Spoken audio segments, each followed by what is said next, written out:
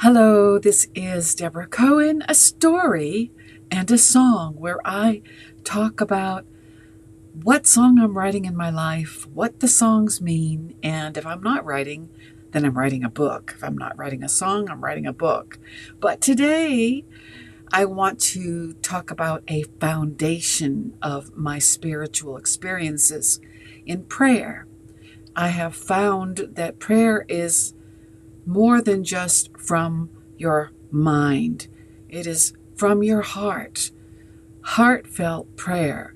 Is that something that you have experienced? If this topic interests you, then please find a nice place to listen where you're not distracted, with something to write on and with to take notes, and I will be back right after this brief message.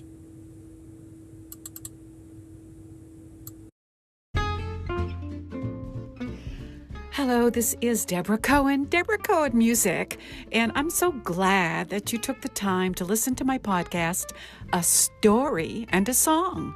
It's about my life, to share some wisdom and some mistakes, hopefully that we can learn from together and laugh at maybe, starting in the 80s in a new wave rock band in Boston with 2 singles that are still available on Spotify.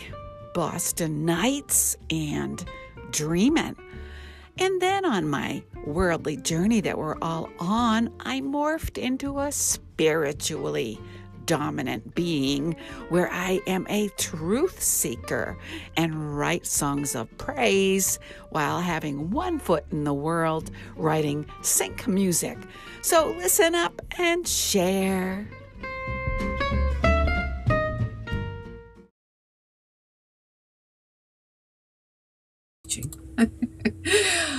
And again, this is Debra Cohen. I'm glad you're here with me, either live or in the archives. I store these live broadcasts after they're streamed on my YouTube channel. The handle is @JewishRockMusic. And I'm streaming on YouTube and my Instagram handle, which is Debra, Debra Cohen, Cohen Music. Let's see, what is it? What comes after that? Debra Cohen Music? DOTCOM. It's a Sunday morning and I've had coffee number 2 and Debbie Richmond is in the house. Welcome, Debbie. This is a topic about prayer. I hope this interests you and everybody listening, and we're going to get right into it. It's a discussion from a book called Davening, which you can get any place books are sold, a guide to meaningful Jewish prayer. And as a side note, I'd like to say, for Christians that pray or anybody that prays, this has things in it that would also interest you. So let me just start right in here. Davening with Kavanah. Now I need to tell you what Kavanah is, so you're wondering what is she talking about? Kavanah simply means a Hebrew word for intention. So let me tell you a story to set the scene. I got married in 2017. No, was it 17? I can't remember. It's irrelevant. Okay, so I lost my train of thought because I couldn't remember what I was saying. Okay, so a lot of times in my past when I've gone into churches, like my husband would come to church with me, we're kind of looking around, trying to find our spiritual path. And, we went to this kind of church, that kind of church, this kind of synagogue, that kind of mosque, whatever for me. And ended up in a synagogue where I'm very happy. It took me a long time to find it, 6 decades actually. But anyway, when I started going to, let's say, the congregation with my husband, in the middle of, when you go into a congregation, it's kind of like a social thing, at least where we go. Yeah, people want to talk, catch up in the week if you haven't seen for a week or whatever. But after that, when you get into the service, you're supposed to be like getting to the point where you understand you're talking to God, but so I'm getting there in my singing, which I've talked about many times on this podcast, and I'm trying with all of my Kavanah, all of my, like the book of Deuteronomy says, pray with all of your mind, spirit, soul, and self and heart. And, God promises if we seek him with all of our heart, mind, soul, and spirit, we'll find him. So that's what I do when I go to pray. Well, in the middle of trying to elevate to the heavens, or whatever your mindset is when you're praying, my husband will poke me and say, hey, look at what she's wearing. I'm like, seriously? I'm praying to God and you're interrupting me to show me somebody's outfit? And, it took years for him to change. He just had that kind of entertainment kind of mindset when he would go to pray, I guess, is that you just, say the prayers. I don't know if they're 100% focused, because why would you want to pull out of your pursuit of God to stop and look at something in the room, or who came in the room, or who's up there on the altar? Who cares?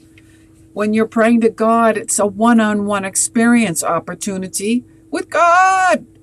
Well, so that's what this is about, Kavanah. You just don't pay attention to anything else in the room. Of course, you have one ear in case there's an emergency, or hopefully you don't have your phone on so it'll ring in the middle of the service. That is the rudest thing anybody can do, and it happens all the time. No respect for why we're even in God's house of prayer. I understand if you have to have an phone on for an emergency, but mute it, please. Okay, so let me start on the book now. An old story tells of Baal Shem Tov, which is one of my favorite rabbis, coming to a synagogue and turning back at the door, unable to enter.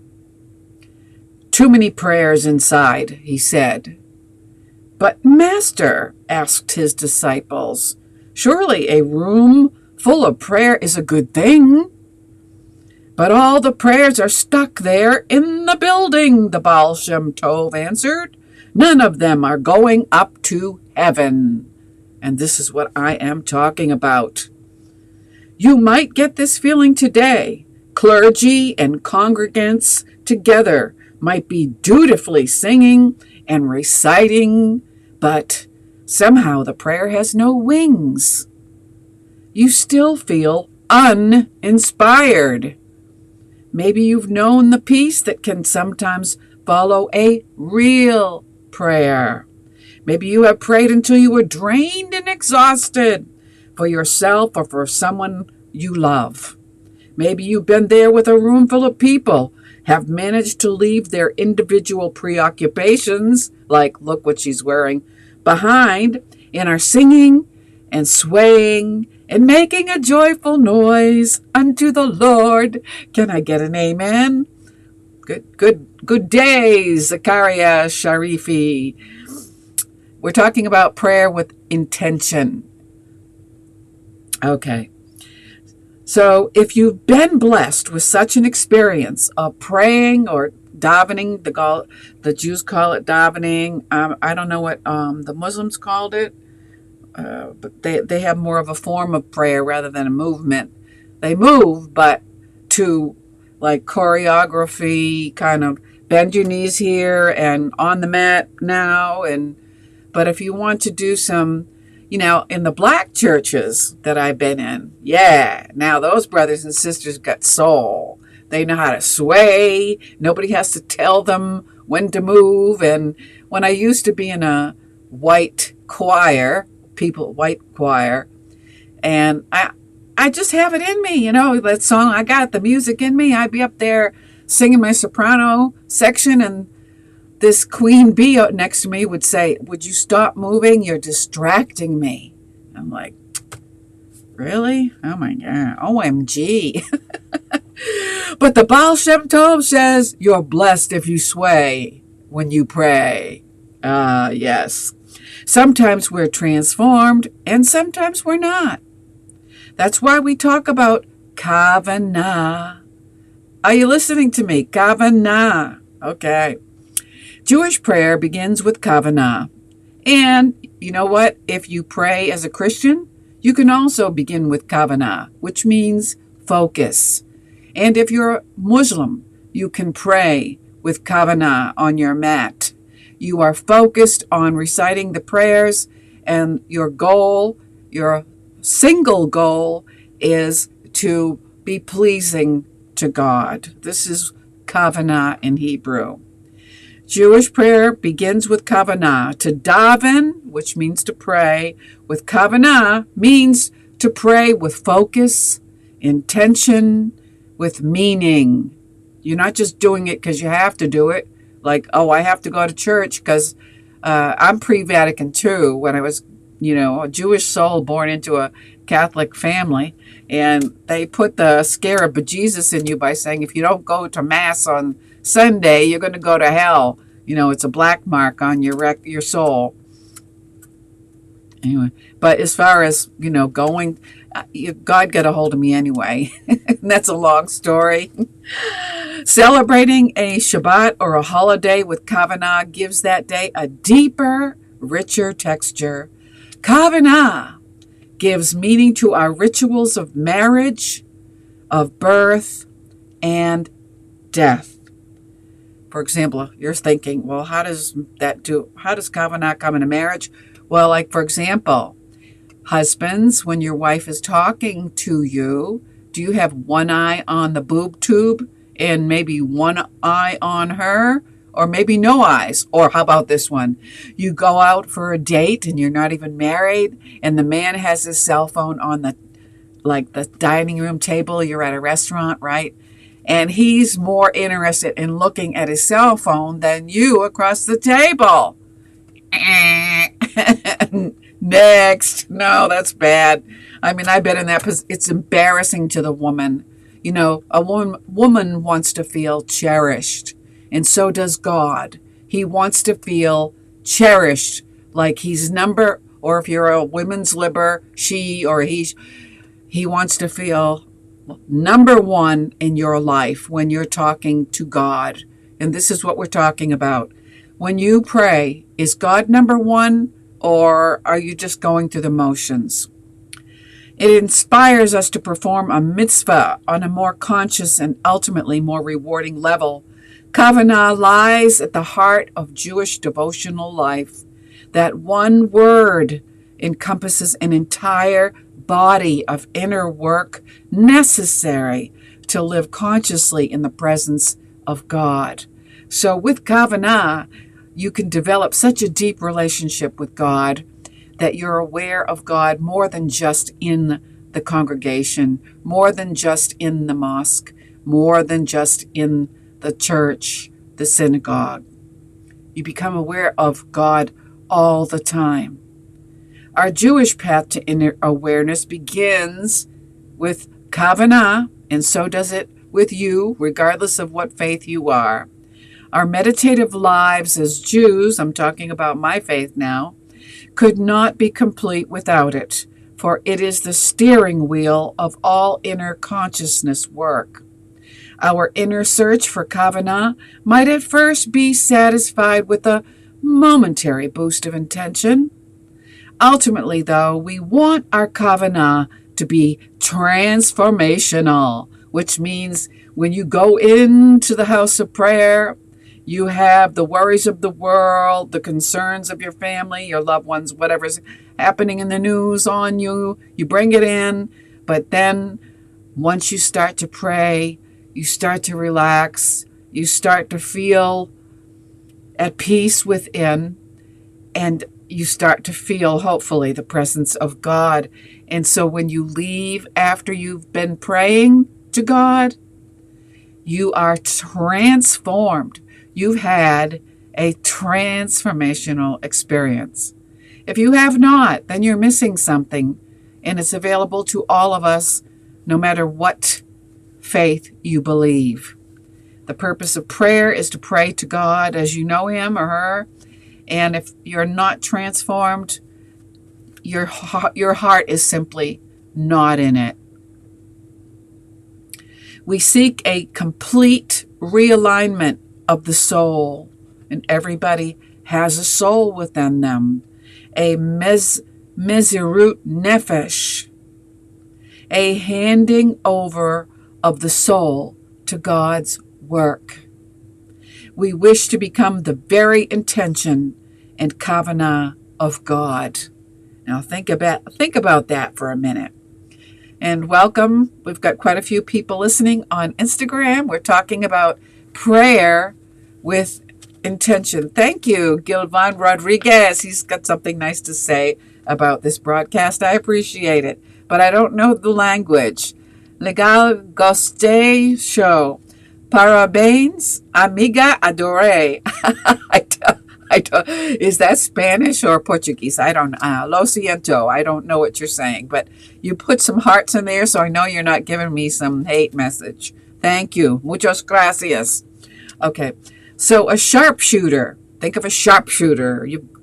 You've got your arrow or whatever pointing at somebody, and you take aim with kavanah. So if you're thinking about praying to God as a sharpshooter, no, you're not going to shoot God. You're going to speak to God with prayer. If our words are faulty, it is our kavanah or our true meaning that we ask others to hear. So kavanah on the simplest level is meaning or aim. So how is your aim in prayer? Think about that. How is your meaning in your prayer to God? Let's listen to another story about a situation like this. I was in New Haven, Connecticut in 1946. Not me, the book I'm reading, Davening, where we started a little Chabad yeshiva, a prayer house. Yeshiva meant in those days picking up the kids from public school and taking them to release time, an hour that the schools had set aside for them to go to the religious instruction. At these classes, we would persuade them first to come to afternoon Hebrew school. Then we talked them into enrolling full-time into our little day school yeshiva, or Catholics call it Sunday school, Christians call it Bible study. I'm not sure what Muslims call it. Call to prayer. Okay. Well, some vinegary old lit fox at the Orchard Street shul heard that we called our little cheder a yeshiva, which is a prayer study. And they were all upset about that. For them, a yeshiva was where you sit and learn Talmud, the holy books, not where little children learn their alphabets or ABCs. This you call a yeshiva? It's not even a cheder. So they made a big stink about it. So one day, this old chassid, old rabbi, sage, Rebbe Lefer, of pleasant memory, was collecting funds for the upkeep of the Lubava Rebbe's household, a sage rabbi. He was a wonderful speaker. Rebbe Lefer, he always had a good moshel, or a parable, or a Bible story on hand, like the Dubno Magid, and they loved to hear him speak. So these guys brought him their big complaint. These guys that are complaining about kids being at this Bible study. Okay?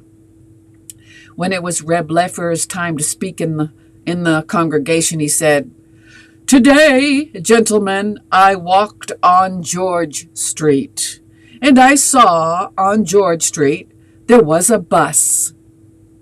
And on the front of the bus it said Chicago. I said, Ganef, Shegetzi, Ligner." In other words, in English, he's saying, he sees this bus with the word Chicago on it, and he says, "Thief, vermin, liar. You're in New Haven. Why does the bus say Chicago? Seriously? I mean, okay, so what's the point of that story? The person looking at the bus going to Chicago, he gets mad because he's looking at the sign while he's in New Haven, but he doesn't realize where the bus is going. The bus is not saying I'm in Chicago. The bus is saying we're going to Chicago. Okay, so he paused and added, but the bus is going to Chicago. And there is going to be a yeshiva. So you can make a big stink about this prayer study that we're creating with the yeshiva, but we know where we're going in the study. Just like you know where you are going when you go to pray, hopefully. You're going into God's house. That element of aiming, of homing to the place where we want to go, is the first level of Kavanah. You need to know why you're doing what you're doing. Ask yourself when you pray, am I just doing that because everybody else is doing it? Am I just praying because I was born into this kind of a family, but I really don't want to be praying? I mean, believe me, I've been there. When I made my 8th grade confirmation as a former Catholic, it was pre-Vatican II, as I mentioned, and in the ceremony, as they consider you an adult in the 8th grade, and you have the right to decide if you want to stay with the church or leave.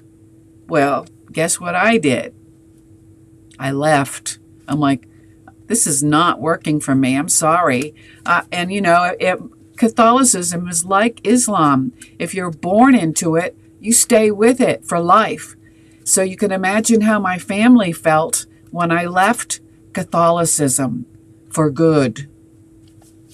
But it wasn't working for me. I didn't feel anything in my heart.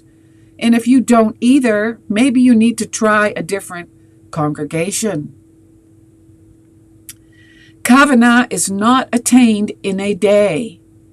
We start small and build patiently on every small success. But if we aim our actions and our davening or praying towards a godly place, we will get there. Say it with me. I will get there. I will get there. Step by step, everybody that's listening. I'm glad you're listening today, even if it's in the archives. Say to yourself, I will get there. Kavanah begins at the simplest level. I take a cup of tea or a little glazella, a glass of schnapps. That's a liqueur, like, you know. And I look at you and raise it up a little and I say, L'chaim. That moment when I'm drinking to you or when I say, I'll drink to that, is an example of Kavanah. Labeling the act and saying for whom I'm doing it. So some people, you know, they say, a toast, let us drink to you. I don't think Muslims drink, right? Do they? They don't have alcohol. So they could drink Turkish coffee. Assalamu alaikum, right? With intention, Kavanah, assalamu alaikum. My papa, alav ha shalom, had a custom when we ate meals together as a family on Shabbat. Before every dish that he would taste, he would take the spoon and dedicate the spoon of food. Likavod Shabbat. Likavod Shabbat. Likavod Shabbos. In honor of the holy Sabbath. Imagine taking your spoon of food on the holy day, whatever that day is for you, and dedicating it to this feast of God's.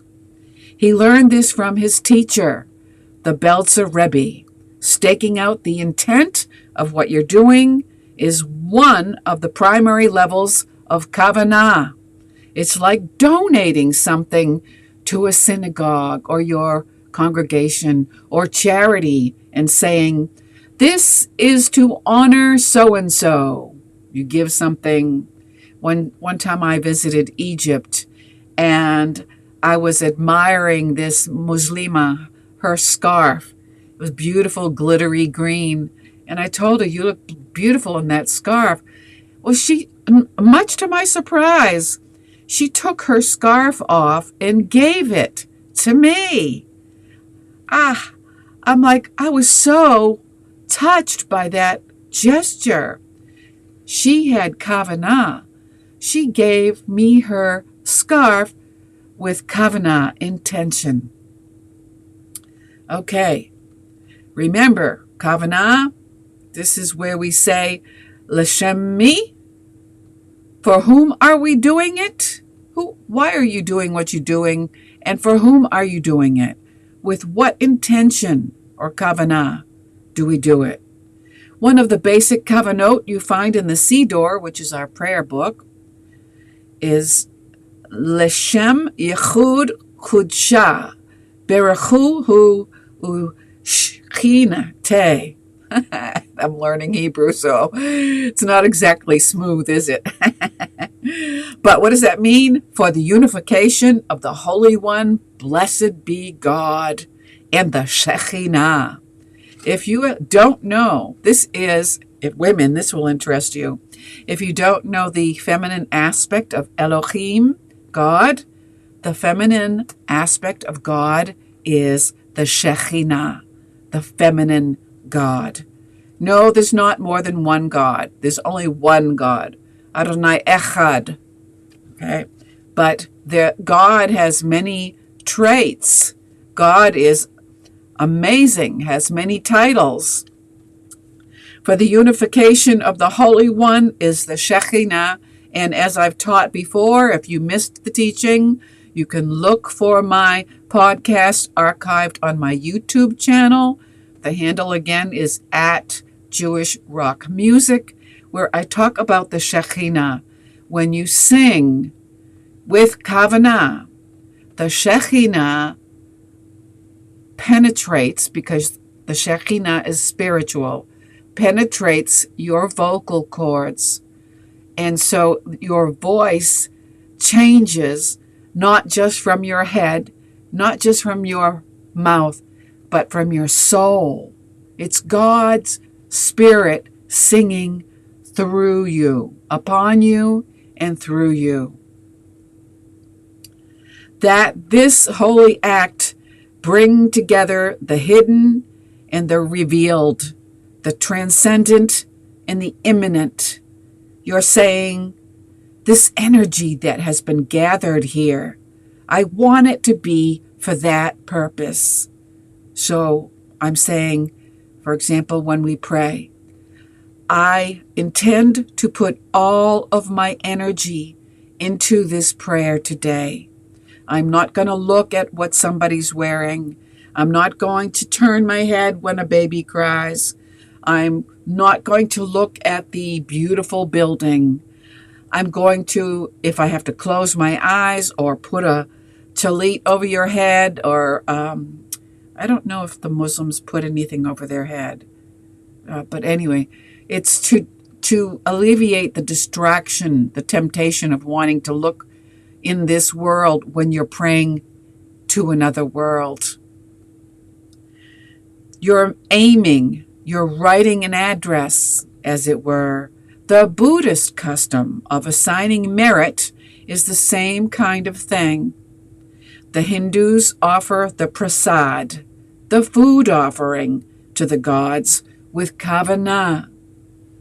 Tibetan Buddhists turning the prayer wheels, that also goes with Kavanah. From an ethical standpoint, we might say that Kavanah is a Jewish response to instinct. Instinct. The intuition that you were born with, instinct. The human animal has powerful drives. We all know the most powerful drive for most of us is the sex drive. We are hungry. We are violent. We are sexual. There it is on the table. These compulsions are written into our blueprint as living organisms. One of the most difficult tasks we face in trying to do the right in the world is discharging these biological drives in a way that builds rather than destroys. So we could think about what's going on today in the media with the hatred and the propaganda. They are harnessing that biological drive of hate and destroying certain people groups. But you don't have to do that. You can harness those same drives and use them for a building purpose, to build bridges. It is as if our software were trying to rewire our hardwire. We are not only animal, we are human. Once we realize and articulate this Kavanah for ourselves, we have taken the most important step toward making it real. We can say, "Dear God, the love and well-being of my family means more to me than anything else in the world. Nothing is more important to me than this, even if it means denying myself something that I would dearly love to have. Please help me to do the right thing. I can't do this without your help, dear God." Sharing this with God, or even with friends, can give us new strength to do the deeds we want to do and to refrain from those that, no matter how enticing, would harm those things we hold most sacred. And hopefully you hold as sacred another human being. So we're going to wrap it up here, and I thank you for staying with me. We had a good group here today in Instagram. YouTubers, you're going to have to catch up. And again, you can share this message with somebody else if you got something out of this teaching. An aha moment. Aha! Well, if you got an aha, share the aha with somebody else. Just go to YouTube and look for @JewishRockMusic in my live streaming podcasts and find the video and share it. So I thank you for joining me, and I'd like to close out by sharing an excerpt from my book. I hope you all have a happy 4th of July if you celebrate it. And I'm giving away my first book called Jewish Palestine, Arab Palestine, A History of Conflict, to help everybody understand the historical documented facts of the building of Palestine, how Israel became a statehood, and how the Palestinians, unfortunately, did not. You need to know the truth. There's too much propaganda out there and a lot of untruth. So read my book. It's free on Kindle, one day only, July 4th. So mark your calendar, July 4th. Go to Amazon.com and look for my book and download it for free. I'm also giving away the book in audiobook. Just go to my YouTube channel. Again, that's @JewishRockMusic, and look for the video short. They call them shorts. That talks about giving away a free audiobook every day for 100 days if you have an account with Spotify Premium, because that's where you download the book. Each link is only good for one click. So if you're the first clicker, you get the audiobook. If you didn't get the click, then try the next day and try to be the first one to click on the book and listen to the story of the origins of Palestine. Thank you for listening, and I hope to see you again next Sunday, 11:30 a.m. Eastern Time, for a story and a song with Debra Cohen. Thank you.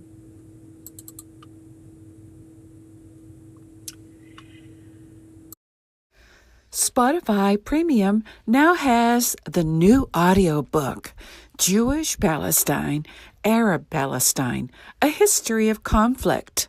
Simply search on Spotify for the book by its title. Once you click on that book, you have the option, of course, to read it. And then, after you're done reading, go to the 3 dots to give it a good rating. Once you click on the 3 dots, you will see Rate Audiobook. Click on that, and then give the book a rating to boost it in the search so everybody can find this new audiobook, Jewish Palestine, Arab Palestine, A History of Conflict. Now on Spotify. Also on DebraCohenBooks.org.